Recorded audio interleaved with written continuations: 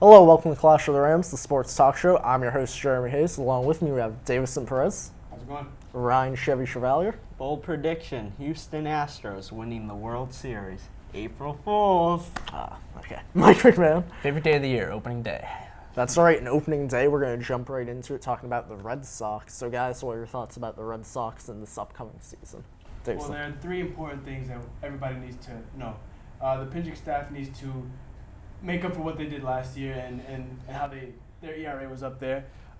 They have to make the most of their new acquisition with Joel Hanrahan and the key moves that they made in the bullpen. Lester has to come out strong, as well as Buchholz and Lackey and Dempster also need to step up in their Dempster's first season and Lackey's redemption season from 2010.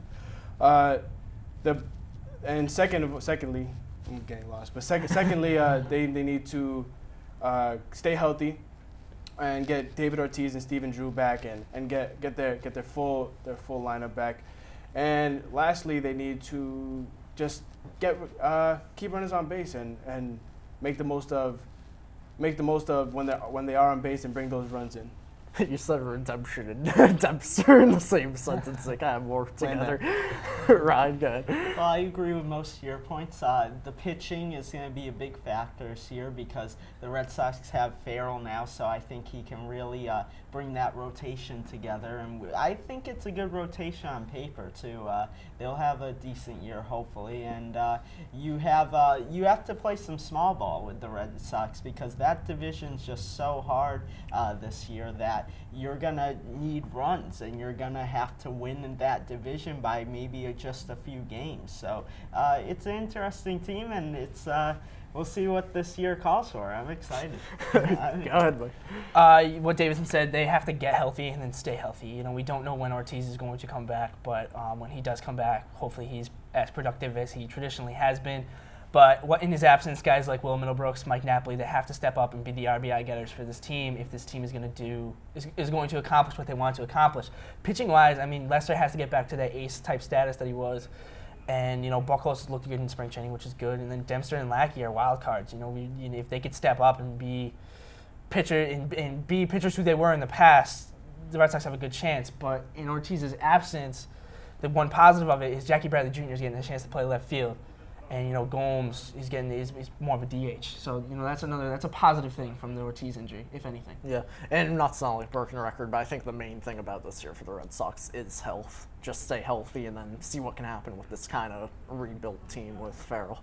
But staying with the Red Sox, let's talk about the young gun Jackie Bradley, Jackie Jr., right? Well, yeah, Jackie Bradley Jr. The guy is phenomenal. The guy had a tremendous spring training, .412 batting average with 12 RBIs and 2 home runs, leading the Red Sox in most offensive categories, just being a complete beast from what we've seen from most of the Red Sox. So he's a good addition. I'm glad that he's on the team. Not despite David Ortiz not being on the team, he is a good pickup. So I like his future in Boston. I always said Jackie Robinson Jr., Jackie Bradley Jr. So, Ryan, what do you think? It's a perfect time for him to be in the lineup because Ortiz is out, like you guys said, and you can put Gomes at first, have him in the outfield, and he's kind of like an Ellsbury player in a way, but he hopefully he doesn't have as many injuries and he can live up to his potential. But he looks great as a young superstar, batted over 400 during spring, and hopefully he has a bright career with the Red Sox, and they're going to need him for this year. Yeah, I definitely think Bradley is definitely a better defensive option in front of the Green Monster than Johnny Gomes. I think Johnny Gomes was more suited as a DH, especially in Fenway Park, because the Green Monsters always cause trouble for a lot of defenders. But, you know, he's a really good player, and I do think that if Ortiz was healthy and in the opening day lineup, we would have seen Bradley in Pawtucket to begin the season. But I do think he would have been called up eventually regardless. All right, and let's do a quick run through of the rest of the AL East, and I'll start off with Baltimore. In Baltimore, I just have to say quickly, expect a lot of little surprises from them. They could have a season like last year, and I think they could if they can stay healthy and win some games. But also, something that people don't talk about is the division itself, is how good is the division going to live up to the hype. Because if other teams around them, like the Rays or Blue Jays, aren't as good, that'll just be more opportunity for them. Mike? Yeah, with the Rays, I mean, you really need to look at, they have Evan Longoria coming back healthy this year, which is huge for them. You know, they're a much better team with Longoria in the lineup. They have Will Myers, who's going to start the season in the minor leagues, but I do think come like June 15th, that's usually the date when you see guys starting to get called up because of arbitration rules and stuff like that. And then their starting pitcher, they're starting pitching. I mean, they lost James Shields, which a lot of people are talking about, but they have a ton of young starters who are more than ready to step in. And they could be the premier team in the AL East if everything gets put together. I don't doubt Joe Madden for a second. Yeah, I'm going to talk about the New York Yankees. The Yankees, they have a new owner, so they weren't as aggressive as some people wanted them to be in this offseason. And they lost some guys, actually. They lost Swisher, Russell Martin, and Rafael Soriano. But they did gain Youkilis, which is kind of sad. Ruins my Red Sox tie a little, but yeah, I think they'll be still up there because they're Yankees and they're a great team, but they'll definitely hurt from losing some of these guys. It might actually determine if they win the division or not because they lost these guys. Your tie is not distracting at all, by the way. Just I had the Toronto Blue Jays. There's a couple questions with the Blue Jays. The first question is, how are they going to gel? How's Jose Reyes? How's Emilio Bonifacio? How's all of these players that they brought together? How are they going to gel? They have bats. They have speed. They have they have defense on paper. Those are also questions because they're playing in a new place. They're on a new team and everything, and new management. So those are just some things to look at. In a new country. That's true. And they have R.A. Dickey now. That's another question. Is R.A. Dickey going to live up to his Cy Young year last year? And those are just some key things you should pay attention to. And can you do it in Canada? We'll find out. All right, now we're going to do a quick rundown of all the divisions. So we're going to do divisional analysis on each division. And let's start off with the AL Central. So whoever wants to take it, Mike, you can take this, actually. All right, okay. The Tigers are obviously the number one favorite for everybody. And one thing I just want to say about the Tigers, because Miguel Cabrera has been able to stay off the DL his entire career. I don't think he's ever been on it one time, which is remarkable. And, really that's a big key to the Tigers' success because without him, they wouldn't be as good as a team. But I want to talk about the Royals because the Royals have the second best young lineup in baseball behind the Braves with Hosmer, Alex Gordon, Mike Moustakas, Lorenzo Cain, and Salvador Perez, who I think is one of the most underrated catchers in baseball right now. So with James Shields, I'm thinking that they could clinch a second place spot in that division. Mm-hmm. And for the NL East, the Washington Nationals, they look great. They're the new sheriff in town, basically, because they won the division last year, and it's been 11 times that either Phillies or Braves have won that division since 1993, and right now it's been dominated by those teams. So can the Phillies maintain their presence as a dominant team? Because last year they were kind of a bust, and will the Braves be great with Upton and Hayward now? So I think actually Washington will still come out on top because they have Strasburg, Ryan Zimmerman, and great team. All right, Daveson. I had the NL West. It's really judgment day for the Dodgers, in my opinion. Last year didn't turn out quite like they expected with all of the money that they blew out on all the players that they acquired. So that it'd be interesting to see how they build from last year, what they've learned, how they're gonna get better, and I just see them in the 1 and 2 spot with the Giants. I see the Diamondbacks around third place, and I see Padres in last. And the Colorado Rockies are going to have a much better season than last year. Tulo's coming back, Cargo's still there. Jeff Francis, you can make a case for a good, efficient enough pitcher. And how much? A question for me in the Diamondbacks is how much is Cody Ross going to give you? Most of his success came off the wall at Fenway, so it's going to be interesting to see how that transition takes place. All right, and I'm going to cover the NL Central. And as for the Cubs, we're not going to talk about the Cubs because it's absolutely ridiculous. But the Reds are actually the team that I think you need to watch out for. I think they're going to win the division. But also I think the Brewers are going to fight with the Cardinals for that wild card spot. It should be interesting, but I actually have the Brewers over the Cardinals because I think they're going to have a bit of a down year. And Pittsburgh, too. People are higher on Pittsburgh this year. McCutcheon, and that's about it.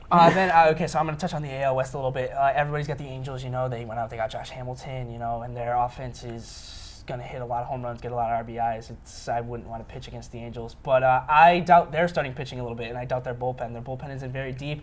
And I don't believe so much in C.J. Wilson and Jared Weaver as big game pitchers. I don't think that they could go out and win that game for you. So they might make the playoffs, but I don't see them going very far. My surprise team in the AL West, surprise team last year was the A's. This year I got the Mariners. I really think the Mariners made a lot of good moves. They went out, they got a lot of good bats, and Kendry Morales, Mike Morse, and then they got Jesus Montero, who's developing as a player down there. And Felix Hernandez is as good as it gets. So, they got some young pitchers that might come up in the middle of the season, which could help out a lot. So we'll see what the Mariners can do. They're going to hit a lot of home runs, though. The fences are in at Safeco Field. Mariners. We'll see. All right, but before we move on to our final predictions, we just want to give our repeat award to Ryan Chevy, who won Ram of the Year for the second year in a row. The system might be rigged, we don't know. But Ryan, just give a quick little speech for your victory. I just want to thank everyone, and it was a very good battle between Mike and I, it ended up being. And I just want to thank you for all the support you give, and I'll keep entertaining you every week. And I hope to win Clash of Ram next. Yeah, I'm going for that title, Mike. So that's all I have to say. Thanks a lot, everyone. I respect you. I respect you, but you're not going to beat me. We'll see.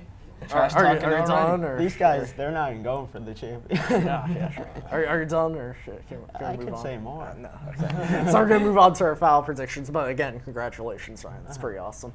Go ahead and give us your World Series predictions. All right, I'm going to go with the Red Sox and the Nationals. The Red Sox, in my opinion, are going to have a breakout season compared to what they endured last year. The Nationals are going to be up there. Strasburg isn't on the leash anymore. They have Gio Gonzalez, and they're good starting five from last year. So I see those two meeting up in the finals.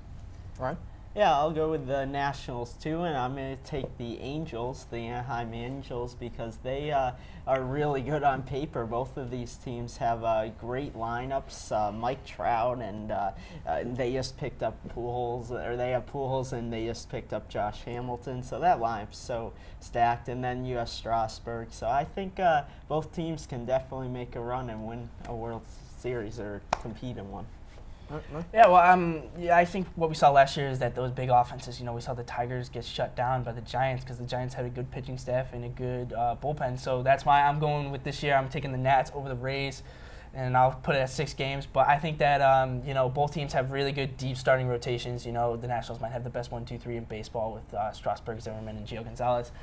But, and then the Rays, same thing, too. They got a lot of good young pitching. But I think in the end, the bats for the Nationals will get to the bottom half of the Rays rotation and be my favorite managerial World Series matchup in a while with Davey Johnson and Joe Madden. All right. Yeah, it's pretty solid. All right. I'm wearing O's colors. I think they're going to make it into the playoffs, but I don't have them going to the World Series. So I'll leave it at that, though. But as for my World Series, that's just kind of a bold prediction. But World Series prediction, I have the Red Sox losing to the Reds in the World Series. But I think both of them to make it into the playoffs, they're going to barely win their divisions, but still kind of come through in the playoffs. Cinderella teams. We'll see. Maybe. It could happen. I'm not a prediction guy, so I'm like, it's guessing. The Reds have another really good bullpen, though, with Chapman. Yes. Yeah. Chapman's going to have a breakout year again, I think. So we'll find out. All right. Finale next week. Are you guys ready? Yeah. Born ready. Yep. Woo. The tourney. You're going to try and repeat. You're going to try and win, and you're going to try and win. I'm going to. You're going to win? Yeah. All right, we'll see. I mean, you got to go against Mike if you win your first. Maybe if I get sick next week. Mike can get it too. Yeah. All right, on that note. I'm going to win. Mike might get it too. Okay, we're going to close out our episode. Be sure to watch the finale next week. From us at Studio 73, we'll see you guys next week for our last episode of the season. Happy opening day, guys.